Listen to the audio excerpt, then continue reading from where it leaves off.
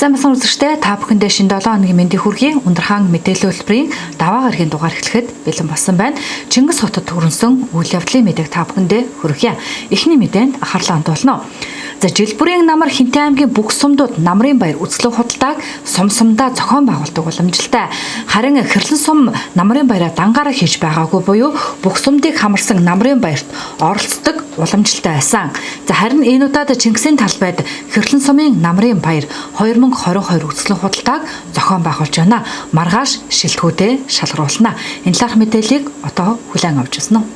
Орон нутгийн бизнес эрхлэгчид малчид тариаланчдын үйлдвэрсэн бүтээгдэхүүнийг олон нийтэд сурчлан таниулах, бизнесийн түншлэлийг тогтоох, хүн амыг чанартай, стандартны шаардлага хангасан бүтээгдэхүүнээр хангах зорилгоор намрын баяр 2022 арга хэмжээг Хэрлэн сумаас 9-р сарын 12-13-ны өдрүүдэд зохион байгуулж байна.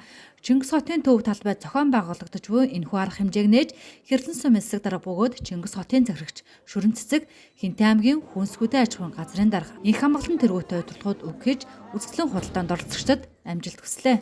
Ерөнхийдөө яг жилийн жилд бид нар бол нөгөө аймгийн намрын баярт ороод тэгэл иргэд маань бол аймгийн хэмжээний одоо тэр сонгон шалгаруулалтанд ороо явцдаг байсан. Энэ жилийн үед бол бас энэ сум орон нутгтаа одоо бас брендийг бий болгож байгаа, үйлдвэрлэл аж ахуй эрхэлж байгаа. За мөн одоо төмс үсийн ногоо тариалж байгаа хүмүүсийнхаа дунд бол намрын баярыг яг сумын хэмжээндээ зохион байгуулъя. Тэгээд тэрднийхээ одоо бас хийж хэрэгжүүлж байгаа энэ одоо урлаж бүтээж гаргаж байгаа юмнуудтай бас танилцъя. Цаашдаа бас энэ сумын хэмжээнийхээ одоо дэмжиж ажиллах бодлогоо тодорхойлъя. Мөн одоо эднийхээ дунд бол одоо бас идэвхжүүлэх, эднийгээ одоо бас дэмжих зорилготойгоор одоо бас хооронд нь өрсөлдүүлэх зарчмын одоо аврах шалгаруулах, шагнах, урамшуулах ажлыг зохион байгуулъя гэд ингээд өнөөдрийн энэ намрын арга хэмжээг зохион байгуулж байна. Өнөөдрийн арга хэмжээнд бол нэг 20-д аж ахуй нэгж иргэн нийлсэн ийм одоо хүмүүс одоо бүтээлээ гаргаж энэ одоо төмсөсийн ногоороо оролцож байна. Маргааш бид нар одоо энэ дундаасаа одоо бас хөөрхөн брэнд юмнуудаа шалгаруулад ингээд явчих юм. Тэгээ өнөөдрийн энэ үзэсгэлэн худалдааны гаргаж байгаа юмнуудаа ингээд танилцаа явж хахад бол бас манай хөрхөн малчид маань хоршиж одоо малын түүхэн идэ одоо бүтээгдэхүүн болгох, сүү цагаан идэгээ боловсруулах энэ тал дээр бас санаачлагтай, идэвхтэй ажиллаж байгаа нь бол харагдаж байна. Энэ нь бол бас илүү одоо бас дэмжүүштэй, бахархууштай ажил байна гэж ингэж бодож байна. Ер нь бид нар энэ хашаандаа сайхан амьдрын хашаандаа одоо орлоготой хашаа гэдэг ажлыг бол нэлээд идэвхжүүлсэн. Та ялангуяа сүүлийн 2 жил бол нэлээд идэвхжүүлсэн. Манай одоо багийн засаг дарга нар хэвлэл мэдээллийн ажилтнууд бол хамтраад энэ хашаа хороондоо одоо идэвхтэй ажиллаж байгаа. Энэ бусдадаа үлгэр дуурайл болж байгаа иргэдийнхаа нэвтрүүлгийг хийхээс гадна бас төсөл төлбөрийн байгууллагатай хамтраад иргэдийг одоо хашаандаа сайхан амьдрах, тэр ногоо цагаа тарих, энэ аж ахуй эрхлэх боломжоор нь хангаж байгаа. Жишээлбэл одоо дэлхийн зүүн олон улсын байгууллагатай бид нар 19 оноос хойш бол 1-2 дугаар багийнхаа иргэдийн бараг 20 гаруй одоо иргэдэд дэмжиж одоо төмсөсийн ногоо тариалах боломжоор нь хангаж худалдаа асуудал, хүлэмжийн асуудлыг нь шийдсэн.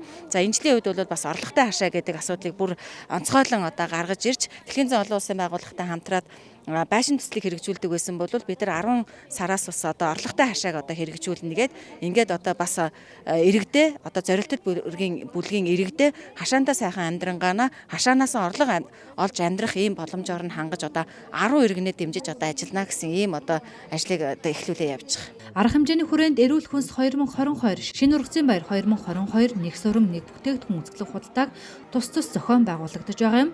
Тус үзэсгэлэн худалдаанд 20 орчим иргэн аж ахуй нэгж иргэн оролцож байна. Суран эдлэл шинээр үйл ажиллагаа явуулж байгаа Брэд талт нарын бооны цэхийг бид онцлон сурвалжиллаа. Бид нар бол өөрсдөө орлого морлого гэдэг яв ахгүй өөрсдийнхөө яваар. Тэгээ өөрсдөө гараараа л илтгэж шийт. Яг тэр юугаа метрал юм аваад. Тэгээ суран эдлээ эдэлж байгаа ч л гэж хэлмээр байна. Өөр яхав захахад.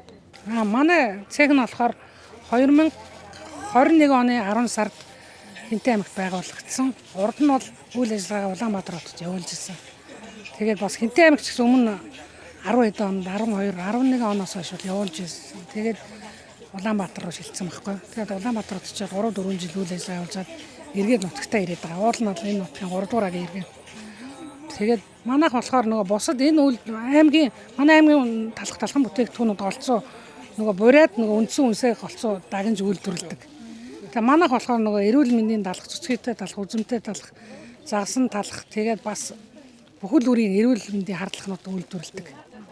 Хаагур та бүхэн худалдаа. Манайх болохоор энэ Цэцэн хаан төв, бүртээ тэгээд 99 супермаркет, элит 24, автовокзал Тэгээд нөгөө эвц зах дээр болохоор үйлдвэрийн үнээр өөрийн лангуунаар борлуулдаг манайх. Тэгээд хамгийн доотлын үн нь бол 1600-1700 талхнуудаа. Тэгээд яг хөдөлмөрчтэй бас нэг хямд үнээр хүргэхийн тулд тэгээд ажиллаж байна да. Тэгээд Намрын баяр арга хэмжээг маргааш тусах бөгөөд шилдэг ногоочин, шилдэг сөөсөө бүтээгдэхүүн, шилдэг махан бүтээгдэхүүн, шилдэг гурилан бүтээгдэхүүн, олон нийт таашаалд нийцсэн бүтээгдэхүүн, шилдэг даршиж боловсруулсан ногоо, шилдэг боловсруулсан жимсгэн, шилдэг модон эдлэл, гар урлал, бэлэг дурсгалын бүтээгдэхүүн, оёмл бүтээгдэхүүн, арьс ширэн эдлэл, брэнд бүтээгдэхүүний багц, шин санаа, шилдэг бүтээгдэхүүн зэрэг номинацуудаар шалгаруулна. За Хинтээ аймгийн бүх сумдууд оролцсон Намрын баяр энэ сарын 16, 17-ны өдрүүдэд төвцгөлдөх хүрээлэнд болох бөгөөд зохион байгуулалтын талаар Хинтээ аймгийн хүнс хөдөө аж ахуйн газрын дарга их хамглан инхүү ярьж байна. За намрын ногоо өдрүүд бол жил болдог юм боломжтой. Тэгээд сумдууд 18 сум 5 тосгон маань хүртэл одоо намрын ногоо өдрүүдээ хийдэг. Тэгээд энэ хийсний ар дээр аймгийн намрын ногоо өдөр хийдэг байгаа. Тэгээ энэ сарын 16 17-нд аймгийн одоо намрын ногоо өдрийг хийнэ. Тэгээ намрын ногоо өдрийг бол ер нь одоо малын үзэсгэлэн худалдаатай нэлээ өргөн дэлгэр хий гэж бодож байсан боловч одоо бас малын өвчнөөс шалтгаалаад манай аймаг хэдийгээр одоо малын өвчнгөө байгаа ч гэсэн одоо вакцинжуулалтын үйл ажиллагаа хийгдэг байгаа учраас одоо малын үзэсгэлэн худалдааг төр хойшлуулах ийм шийдвэр гараад харин адуу одоо өвчл харьцангуй гайгүй учраас адууны одоо шилмэл азраг өрөө одоо гүү дааг гэсэн ийм одоо дуудлага худалдаа бас болно. Тэгээ улсын зөвлөгөө одоо улсын намрын ногоо өдрүүд Улаанбаатар хотод одоо төв стадион наадмын талбайд 18-наас 25-ны өдрүүд болно. Энд бид нар бас орон нутгийн зохион байгуулалтаагаар орон нутгийн брэнд бүтээгдэхүүн энийг одоо авч ингэж оролцсноо. За тэгээд энэ жилийн аймгийн ногоо өдрүүдийн бас давхцаж болж байгаа гол өмнө жилүүдээс онцлог зүйл бол малчтын зөвлөгөө хамт болохын аймаг дээр одоо мөн 16 17-ны өдрүүдэд одоо 180 одоо улсын аварга, аймгийн аварга, сумын аварга ийм одоо мянгатууд гэсэн шилдэг малчт маань ирж бас зөвлөлдөж энэ үзэсгэлэн худалдаа, дуудлага худалдаанд оролцох ийм байгаа. Ийм учраас иргэд маань идэвхтэй оролцоороо. Ер нь зүгээр намрын ногоо өдрүүдийн нэг зорилт бол одоо орон нутаг брэнд бүтээгдэхүүнээ зөв шалгаруулах.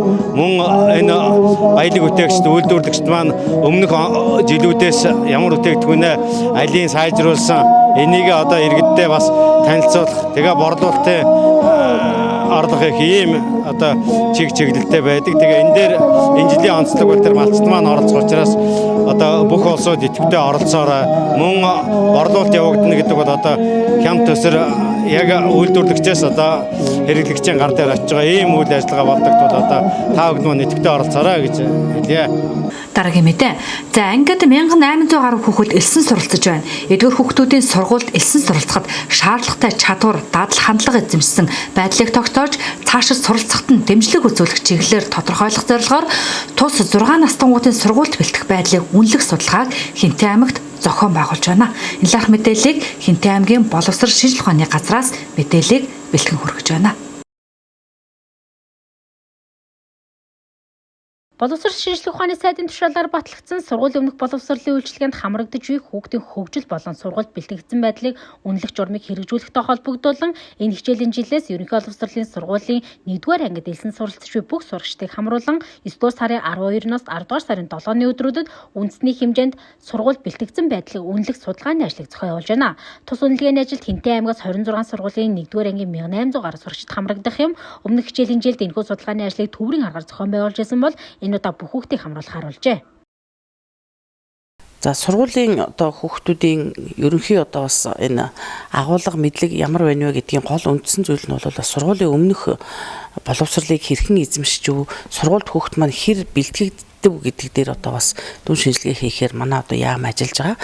Тэгээд одоо энэ жилээс эхлээд бүх одоо 1-р ангид орж байгаа хүүхдүүдийг сургуульд хэр бэлтгэгдэж өв, ингэж одоо онцлогоо ингэж хийж үзэж байгаа. Эний гол одоо учир нь бол одоо сургуулийн өмнөх боловсролын хөтөлбөрийг одоо цааш шинжлэх, бага боловсрол, сургуулийн өмнөх боловсролын хоорондын одоо уялдаа холбоог одоо бас хангах, мөн эцэг эхчүүдтэйгээ цаашд яаж хамтарч ажиллахын, энэ бага насны хүүхдийн хөгжлийн онцлогийг одоо бас хамтарч яаж одоо бас өшөө сайжруулах гэсэн ийм олон талын зорилготой үйл ажиллагаа хийгдэж байгаа. За яг өнөөдрийн байдлаар бол манай аймгийн 26 сургуулийн 62 бүлэгт 1-р ангийн хүүхдүүд 1800 гаруй хүүхдүүд элсээс суралцж байна. Эдгээр хүүхдүүд дээр одоо энэ сургууль бэлтгэгдсэн байдлын онцлогоо одоо хийгдэж эхлээд ингэ явж байна. Өнгөрсөн жил бол төврийн аргаар явагдсан. Манай аймгаас нэг 11 сургуулиас хүүхдүүдийг төврээр авч хийж исэн. Бид нар бол өөрсдөө 2019 онд яг хэрлэн сум дээр өөрсдөө ингэж зохион байгуулж өөрсдөө санаачлагаар хийж үзчихсэн. Тэгээд бас 19 онд билүү аймгийнхаа хэмжээнд бүх одоо ингээд 1-р ангид орж байгаа хүүхдүүдээрээ бас багш нараараа дамжуулаад ингээд авч үзчихсэн. Эндээс ингээд аваад үзэхэд бол яг ер нь нөгөө хүүхдүүд чинь нэг юм хэдэн айг ингээд сурч ингээд гарч ирэх ёстой шүү дээ. Одоо жишээл хэмнэлж гэдэг юм уу, хөгжил хөдөлгөөн, тэгээ тоол нь ямар байна, одоо нөгөө зөв ярих энэ төргээд ингээд ийм одоо ингээд юм бүтээх дизайн технологийн талын гэсэн энэ агуулгууд дээр бид нар бол бас ингэж тооцож ажиллаж үзчихсэн. Тэгээд манайд бол яг ер нь хөгжил хөдөлгөөн, эрүүл мэнд, за тэгээд нэг жил бол тоолол, өнгөрсөн жилийн тэр бол яг юм хөгжим хэмнэл, иймэрхүү агуулгууд бол бас хоцрогдож ирж байсан. Хамгийн эхний жил ихтэл одоо нөгөө хэл яриа талд хоцрогдож ирж байсан. Тэн дээр бол бас хүмүүс бас гайхчлаасан. Одооны хүүхдүүд чинь маш сайн ярьдаг болчиход байгаад яхаар хэл яриан дээр хоцрогдож ирсэн гэж. Тэгэхээр өнөөдөр зүгээр хүн гээд шууд ингээд нэг хараад өөрийнхөө бодлоор ярих биш, ямар нэгэн юмыг хараад өөрөө тэрийг ажиглаад оюун дүгнэлт хийгээд зөв ярьж сурах нь бол бага наснаасаа усвал тэнд бид нар сурах хэрэгтэй гэдэг. Тэгэхээр энэ сургууль бэлтгэгдсэн байдлын энэ онцлогоог ингээд хийхэд бол цаа талын хамгийн гол юм нь багш нар маань буюу сургууль цэцэрлэгүүд маань тэгээ манай газрынхан бид нар яг юун дээр алдаад байгаа юм бэ? Багш нарт маань ямар дэмжлэг тусламж хэрэгтэй байгаа юм бэ? Яг энэ одоо дорж гэдэг багшийг бид нар ямар чадвараар нь илүү хөгжүүлэх ёстой юм бэ гэсэн төлөвлөлт хийх илүү бас ийм дөхөм боломж бол биднээс тус олдож ирсэн. Бус үнэлгээний ажлыг Хинтээ аймгийн бүх сургуулиуд нэгэн зэрэг өнөөдөр буюу 9-р сарын 12-наас эхэлж байгаа бөгөөд 4-р сургууль тус үнэлгээ судалгааны ажлыг нээлттэй хийж эцэг их сурагчдаа танилцууллаа. Хэлэн 4-р сургуулийн хувьд 4 бүлгийн 108 суралцагч үнэлгээнд хамрагдах юм. Сургуулийн зүгээс тус ажлын хүрээнд заагдсан 3 чиглэл даалгаврын дагуу зурагт үзүүлэн хэрэглэгдэхүүн хэрэгсэл, судлаачийн хэлэх үг үйлдэл анхаарах зүйл, хүүхдэд дэмжлэг оноожуулалт зэргийг үндэслэн үнэлгээний ажлаа зохион явуулна гэлээ. Энэ үнэлгээний гол ач холбогдол нь болохоор одоо суралцагчдын одоо хөгжлийг танин мэдгүй бие балдар одоо нийгэмшгүй чиглэлээр бол судалж байгаа. Одоо сурагчдын одоо мэдлэг чадвар, дадал, одоо хандлагыг төвшинг бол тогтоохоос гадна одоо хүүхдийн бүрийн одоо хөгжлийн ялгаатай байдлыг илрүүлэх те одоо суралцагчдын одоо багш бол сурагчдаа танин мэдэх тэгснээр одоо багш маань одоо арга зүйгээ хэрхэн яаж боловсруулах вэ те тэр арга зүй дээр одоо суйрлаад сургалтынхаа одоо арга зүйгээ одоо боловсруулах хэрэгжүүлэх, төлөвлөх ийм ажилд бол дөхөн болж байгаа. Мөн одоо цэцэрлэг сургуулийн залгуун чолоог бэхжүүлэх, эцэг эхтэй хамтран ажиллах ийм боломж нөхцөл бол бүрдэж байгаа. За сургууль бэлтгэгдсэн бэлэн байдлыг үнэлэх үйл ажиллагаагаа бид нар бол 7 чадварынхаа дагуу зохион явуулах гэж байгаа. За энэ чадваруудаа бол өдөртөө нэг хүүхдүүдтэй бас ачаал болгохгүй гэж 2-3 чадварыг үнэлж дүгнэн. За нэг чадварыг гэхэд 7 хоногийн хугацаанд 108 сурагчаа үнэлж дүгнэн гэсэн юм төлөвлөгөөтэйгээр ажиллаж байна. За өнөөдрийн хэмжээнд бол манайх 13 цаг 30 минутаас математик, энгийн төсөөлөл, хөгжим, байгаль орчин гэсэн энэ чиглэлийнхаа дагуу зохион явуулах гэж байна. Энэ судалгааг бол одоо манай аймаг өмнөх жилийн жилд бол улс орон дээр бол төврийн аргаар явагдсан байгаа. Энд бол манай аймгаас бол төвийн сургуулиуд бол бүгдээрээ хамрагдсан. За энэ дүнгээр бол ковидтай холбогдтойгоор л өмнөх жилийн жилд бол цэцэрлэгүүдийн судалгаанаас бол арай доогуур үзүүлэлттэй гарсан. Харин одоо энэ хичээлийн жил бол танхимын хичээл зохион явуулах байгуулагдсан учраас энэ хичээлийн жилийн бол үнэлгээний дүнг бол харьцангуй өндөр гарах байх гэж би бодож байгаа. Тийм. Энэхүү судалгааны үр дүн цэцэрлэгийн сургалтын хөтөлбөр үйлчилгээний чанарыг үнэлж цаашид хэрэгжүүлэх бодлого төлөвлөлтийн чиглэлийг тодорхойлох юм а. Мөн энэхүү үнэлгээний ажил зөвхөн 1-р анги хүүхдүүд багш нарын хамт хамрагдаа зогсохгүй, сургуулийн өмнөх боловсролын арга зүйч, цэцэрлэгийн болон сургуулийн дуу хөгжмийн багш, биеийн тамирын багш, эцэг эхчүүд 1-р ангийн багш нар судлаач багшаар ажиллах юм а. Ундрахаан мэдээллийн хөтөлбөр Жаргалтхан сумаас мэдээлэл бэлтгэн хөргөлээ. Хинтээ аймгийн Жаргалтхан сумын харьяад Монгол Улсын хөдөлмөрийн баатар Төрийн дэд шагнал тэргүүн зэргийн Чингис хаан одонд урлагийн гавьяц зүтгэлтэн төрийн сойрхолд хөгжмийн зохиолч Шарвын гэр урлан Жаргалтхан суманд бий бөгөөд түүний эдэлж хэрэглэж байсан зүйлс, гарноод, төрийн хүндэт шагналуудыг нь гэрэл урланд нь залжээ. Энэ лар сурвалжлагыг бид Жаргалтхан сум дахь Шарвын гэр урлангаас бэлтгэн хөргөлээ. Аавын маань одоо та бүхний энэ сагдж байгаа энэ урлан бол 2018 онд Сэрсэн тал 2018 орчин үеийн дуу дуулаачдын анх тухаар наадамд анх нээлттэй хийсэн энэ ташранд бол энэ сайхан урлан зориулан бүтээсэн Жаргалтхан сумын засаг даргын тамгын газар нутгийн зөвлөлд дахин одоо талархаж байгаа гүнээ баярлж байгаа дахин илэрхийлье. Уран бүтээлчийн гэр урланд түүний эдэлж хэрэглэж байсан бичиг номын хавтас, сууд бүтээлүүдийн нотын дэвтрүүд их хувилбараараа төрийн болон олон улсын шагнал уралдаан наадмуудын цом, одон медальч, Чингис хаан одон, түүний ховор нандин зургийн цомог, төгөлдрөхөөр онцлог 5 бүтээлийн хос пенз зэргийг энэ урлангаас үзэж болно. Урланг 2018 онд буюу Сэрсэн тал наадмыг анх зохион байгуулсан тэр намар Жаргалтхан сумын засаг даргын тамгын газраас шаруугаан амьд сэрүүн ахуйд нь тус урлан шинээр барьж бэлэглэж байжээ. За энэ Сэрсэн тал наадам маань болохоор 2018 онд анх тур уралдаанаа одоо байгуулсан байгаа, нээсэн байгаа. Уралдаанаа явуулсан. За тэгээд энэ уралдаанаа явуулахдаа зэрэг энэ Шаруусан Хинтээ аймгийн Жаргалтхан сумын засаг даргын тамгын газар нутгийн зөвлөл одоо Шаруусан зориулан, аавд минь зориулан энэхүү урланг зориулан бүтээсэн байдаг. Тэгээ энэ урланд нь үнэхээр нарийн нандин өөрийнх нь эдэлж хэрэглэж исэн болон авч исэн шагналууд тэгээд тодорхой тооны гар чимлүүд нь хийсэн бүтээсэн бүтээлүүдийн үзмөрүүд бол хадгалаастай байгаа. За энэ маань ямар зорилготой, ямар онцлогтой гэвэл цаашдаа Монгол улсын аялал жуулчлалыг одоо хөгжүүлэхэд одоо онцгой хувь нэмэр оруулна нэгдүгээрт.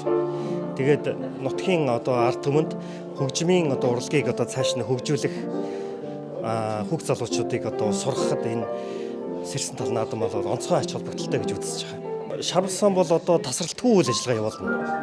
Ялангуяа одоо хөгжмийн зохиолч одоо Шарвын зөвхөн биш тийм ээ. Бусад одоо мэргэжлийн хөгжмийн зохиолчид тэднийг дэмжих, залуу одоо хөгжимд дурлаж одоо хөгжмийн зохиолч бол мэргэжилтэй хүүхдүүдийг дэмжих цаашдын зорилго маань тийм зорилготой. Тэгээд эхний одоо хийх ажил маань бол одоо төрсөн өдрөөр нь буюу 11 сарын 13-нд 70 насны тэгшөөтэй холбоотой хүндэтгэлийн тоглолт хийх юм. Яагаад энэ хүндэтгэлийн тоглолтыг хийх болсон бэ гэвэл Хөдөлмөрийн баатраа аваад одоо тун удалгүй бурхан орнд одсон. Хөдөлмөрийн баатрын хүчин зовлонгоос болоод хийж чадаагүй юм аа. Тэгэхээр бид нэр энэ жил зориуд одоо зорж энэ тэгшөөтөнд давцуулаад хөдөлмөрийн хүнд одоо тоглолтыг хийн. Манай өвөө болохоор намайг хүүхэд байхад нөгөө нэг жишээлбэл таруулсан нөгөө юуг нь доостлны дээрээгээд амар зарчимч тэгээ хөдөлмөрч амар мундаг хүн байсан. Тэгээ өнөөдөр би тоглолтын үзээд үйлсэн. Тэгээд өвөөгөр амар их бахархдаг. Тэгээд өвөөгөө хүмүүст ярих амар их дуртай. Тэгээд ер нь нөгөө миний хамгийн дуртай аян болохоор Сэрсэн тал. Тэгээ яг энэ нэрээр наадам хийсэн нь үнэхээр их таалагдсан. Өвөөгийнхаа хөгжмийг аяыг тоглох дуртай. Тэгээд би өвөөгөө нөгөө нэг залгамжлах гэ төгөлдөр орсорсон. Түүний гэр урлангийн хосгүй бүтээлийн нэг энд харагдаж байгаа хос пенз. Монголын мэргэжлийн хөгжмийн үл давтагдах өв болон үлдсэн энэ хүү пенз нь түүний уран бүтээлийн сор болсон 5 бүтээлийг цагаан лавестүүдэд 22 замаар бичиж дэлхийн алдартнуудын пенз хэвлэдэг Английн алдарт пензний үйлдвэрт цөөн тоогоор хэвлэжээ. 2-р симфони олон улсын тайзан дээр тоглогдсны 30 жилийн ой зориулж хүндэтгэлийн тоглолт хийсэн. Хүндэтгэлийн тоглолтод тоглогдсон онцлог 5 бүтээлээр нь энэ хос пянз хийгдсэн юм байна.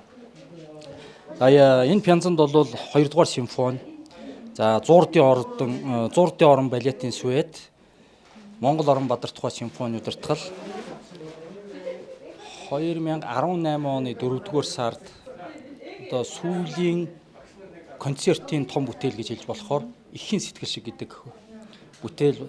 За тэгээд трио гэж ийм 5 бүтээлээс бүрдсэн. Энэ пянзны бичлэгийг Цагаан лава студид 22 замаар бичээд Германы алдартай аналог студид яг пянзны аналог дууралтад зориулсан мастеринг хийгдэж, Английн алдартай The Vinyl Factory гэдэг пянз хэвлэлийн үйлдвэрт хэвлсэн. Энэ үйлдвэрт бол дэлхийн андартнуудын пянзыг хэвлэдэг. 300 ширхэг хэвлэгдсэн. Одоо шарав сан дээр цөөн хэдэн хувь үлдсэн байна. За энэ бол одоо шарвын гэхээсээ илүү Монголын мэрэгжлийн хөгжмийн үл давтагдах өв болж үлдэж байгаа ийм одоо бүтээлээ гэж ойлгож болно. Сэрсэн тал дахь шарвын гэр урлан 2003 онд Жаргалтхан сумын 80 жилийн агаар босгож байсан цэнхрийн голоор нутагтай дууны хөшөө, ерөнхий боловсролын сургуулийн дуу бичлэгийн институт, шарвын нэрэмжид мини театр зэрэг олон зүйлсийг нутгийн зохиолн түүн зориулан бүтээсээр байна.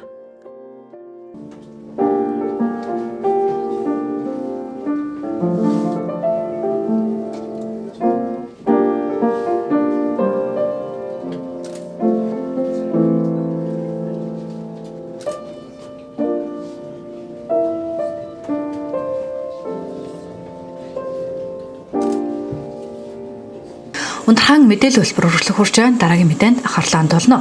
Хинтээ аймаг дахь цагдаагийн газрын бие бүрэлдэхүүн өнгөрөгч Баасан гарагт аймгийн нутаг дэвсгэрт ээлжид шөнийн эргүүл хяналт шалгалтыг хийж ажиллалаа. Эргүүлийн үеэр 9-р сарын 9-өөс 10-нд шилжих шөнийн хугацаанд нийтдээ 10 гэмт хэрэг зөрчлүүд бүртгэгдсэн байна. Шөнийн сурвалжхан сэтгүүлч Отгон Баяр ажиллалаа.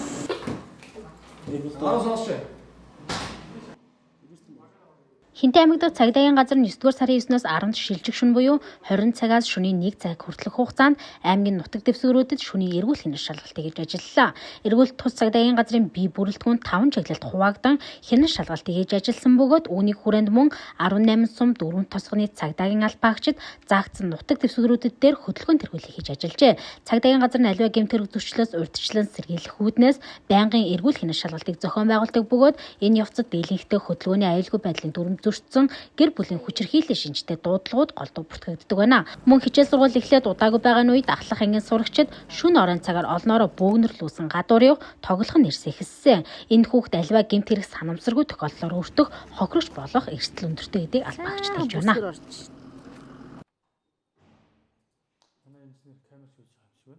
За Хинтээ аймаг дахь цагдаагийн газраас Хинтээ аймгийн хэмжээнд шөнийн эргүүл шалгалтыг зохион байгуулан ажиллаж байна. Өнөөдрийн хувьд Хинтээ аймгийн хэмжээнд гэр бүлийн хүчирхийллийн шинжтэй дуудлага 2, замын хөдөлгөөний аюулгүй байдлын журам зөрчсөн дуудлага 5 тус тус бүртгэгдэн холбогдох шалгалтын ажиллагааг явуулж байна. За өнөөдрийн эргүүл шалгалтад дүн шинжилгээ хийж үзэхэд насан туршийн хүүхдүүд гадуур тэнэх, за тоглоомын саад талбайгаар сэлгүүцэх асуудлууд нэлээдгүй ажиглагдаж байна. За эцэг эхчүүд та бүхэн хүүхдэд тавих хараалтаа сайжруулах, шөнөөрийн цагаар гадуур явуулахгүй байхыг мөн сэрэмжлүүлж хэлж байна. За мөн иргэд маань арх сотруулгын зүйл хэтрүүлэн хэрэглэх, хоорондоо маргалдах, за улмаар гэр бүлийн хүчирхийлэл үйлдэх, за тээврийн эрсдэл жолоодох гэсэн асуудлууд бас ажиглагдаж байна. Тэгээ үүнд бол одоо иргэн та гэр бүлтэйгээ зөв боловсоо харилцах, за арх сотруулгын зүйл хэрэгэлсэн үедээ тээврийн эрсдэл жолоодохгүй байх, энэ зөвлөмжийг бас мөн хүргэж байна. Нэгдсэн шөнийн эргүүлийн үеэр бүртгэгддэг гэмт хэрэг зөрчлийн дийлэнх хувийг зам тээврийн зөрчлүүд эзэлдэг. Тэр дундаа эрхийн үнэмлэхгүй болон согтууруулах хундаа хэрэгэлсэн үедээ замын хөдөлгөөнд оролцох жолооч нэлээдгүй байдаг. Энэ төрлийн зөрчлийг ихэнхдээ эмэгтэй жолоочд үлдэж байгаа юм. Ялангуяа аймгийн хэмжээнд жолоодох эрхийн үнэмлэхгүй эмэгтэй жолоочд замын хөдөлгөөнд оролцох нь ихсээр байна. Мөн эргүүлийн явцад зам тээврийн зөрчил гаргасан жолоочдод шаардлагатай арга хэмжээг авч тээврийн хэрэгслүүдийг ажилтны машин дуудан газар дээр нь ачиж ажиллалаа.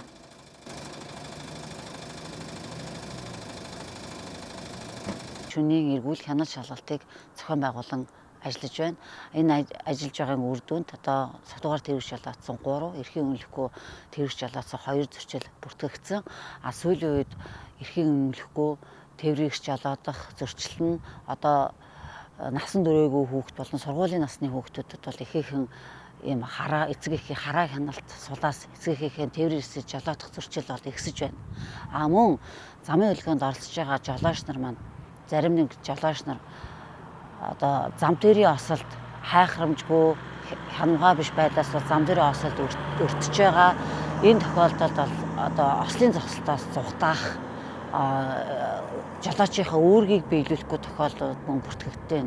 Энэ болохоор камерын хяналт шалгалтаар мөн илэрч байгаа цагдаагийн алба багчдын гудамж замын эргүүл хяналтаар мөн илэрч байгаа учраас та бүхэн маань үүргээ биелүүлээд замын хөдөлгөөнд зөв соёлтой оролцож цагдаагийн байгууллагад шалгуулах бас шаардлагатай байна. За жолооч нартаа мөн анхааруулхад согтуугаар тэрвэрч жолоотоос бүрэн татгалзахыг мөн анхааруулж байна.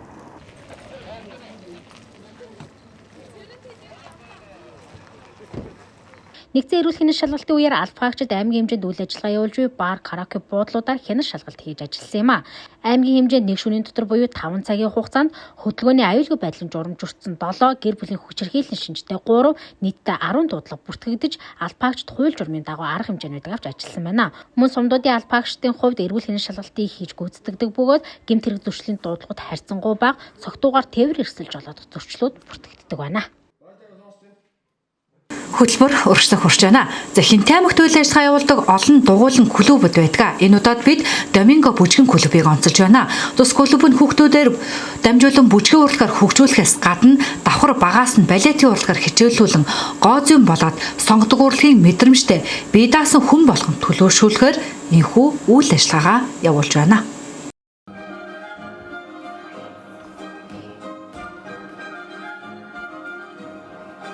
Нурууцыг хүзүү дэшээ гэж удирдсан багшийнхаа командыг сонсож бүжгийн бэлтгэлэг хийдэг хүүхдүүд бол та бүхний харж байгаа энэхүү балетчин бяцхан хүүхдүүд юм а.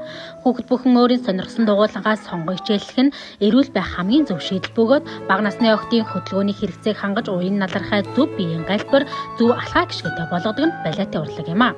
Гэвч тус урлагаар хичээллэх хүсэл эрмэлзэлтэй хүүхдүүд орон нутагт байдаг хэдий ч түүнийг заа сургах мэрэгжлийн багш нар төдийлөн орон нутгуудад хомос хийдэг лээ. Харин Хинтээ нутагтаа ирж бүжгийн болоод тэр дундаа балетын урлагийн хүүхд багчуудаа түгээн дэлгэрүүлэх хийх үйлсийг хийж яваа энэхүү залуу хосууд бол Доминго клубыг үүсгэн байгуулагч олон улсын хэмжээний мастер бүжигчин Дөлгөө, түүний гэргий балетын багш Бат Хорлол нар юм а. Тэд мэрэгжлийн бүжигчид бөгөөд Дөлгөөний хувьд бүжгийн спортоо голчлон хүүхдүүдтэй заадаг бол Бат Хорлолын хувьд балетын урлагаа дагнан охтуудаа хичээлүүлдэг байна.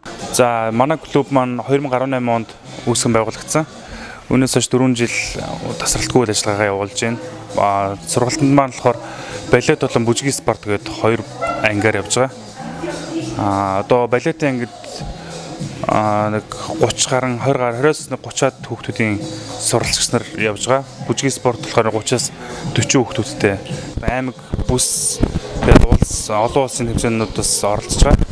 Тэгээд балет болохоор сая 5 сард балетын хөгжлийн сангаас зохиогдсон олон улсын хэмжээнд бас амжилттай оролцоод бас шагналт байруудад орсон. Манай бүжгийн спорт болохоор олон улсын хэмжээнд гөлжи хотод болсон нэг олон улсын хэмжээ болсон. Тэрэнд одоо тусгай байр эзэлсэн нэлээд олон бас шагналт байруудад оролцсон. Нэмэлт хэлсэд бол ер нь бол өдөр болгон байнгын хэлсэл авдаг тийм. За насны ангилалтай эсвэл өөр одоо насан турш хүрэгчд маань бас сонирхоод энд хичээл. Насан туршидтай анги одоогоор л нээж амжаагүй байна. Ерөнхийдөө бол 10 сар мараас ажил сургууль чигдрээд эхлэхээр бас нэг насан туршидтай ангийг бас нэрнэ. Тус Доминго бүжгийн клуб нь 2018 оноос хойш тасралтгүй орон нутагта үйл ажиллагаа явуулж байгаа бөгөөд бүжгийн болон балетын гэсэн 2 төрлөөр элсэлтэй аван хичээллэж байна. Одоогоор 2 ангийн нийт 50-аас 60 хүүхэд суралцж байгаа бөгөөд тэд энэхүү урлагаар хичээллэхээс өмнө энэ төрлийн тогтвортой үйл ажиллагаа явагдах клуб орон нутагт хичээллэх боломжгүй, тэр дундаа балетын урлагийг төв суурин газар л очиж суралцах боломжтой гэж боддог гэжээ. Харин одоо тус урлагийг сонирхогч хүүхдүүд багаасаа орон нутагта хичээллэхийн хажуугаар хичээллэн өөрсдөө урлаг гоо зүйн анхан шатны боловсролыг авч чадаж байна хэмээн ярьж байлаа.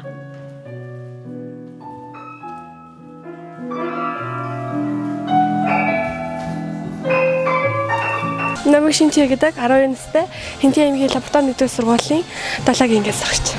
Ингээ бүжгийн спортоор хичээлснээр ингээд бөөнөр ингээд ямар нэгэн зүйл ингээд бүгдээрээ ингээд нийтдээ хамтарч чаддаг болсон. Тэгээ мөн дээрээс нь биеийн галбар төр өөрчлөгдөж ирсэн.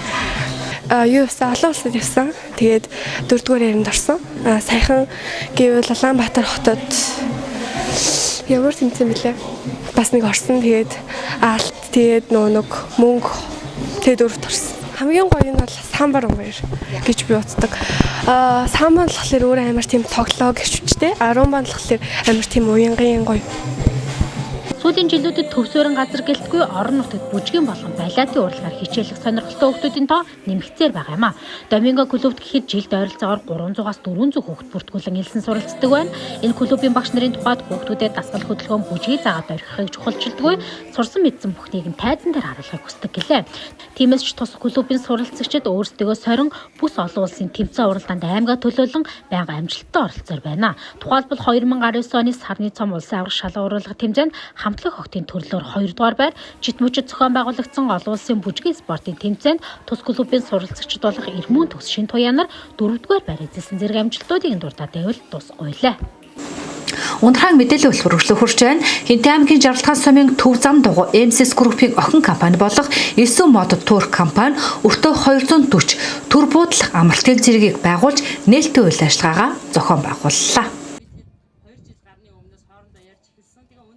Өртөө 240 төр буудлах цэг ариун зүрийн байгууламж бүхий тус бүтээн байгуулалт нь Улаанбаатар хотоос 240 км зайд Хинтээ аймгийн Жаргалтан сумын зам дагуу байгуулагдсан анхны олон улсын стандартын дагуу баригдсан орчин үеийн шинэ шийдэл бүхий байгууламж юм а. Хинтээ аймаг түүхэн алил жуулчлалын бүс нутгийг зорин үзэх аялагчид цаашлаад 103 аймгаар дайран өнгөрч байгаа иргэдэд 5 тухтай үйлчилгээг үзүүлэхийг зорьсон гэлээ.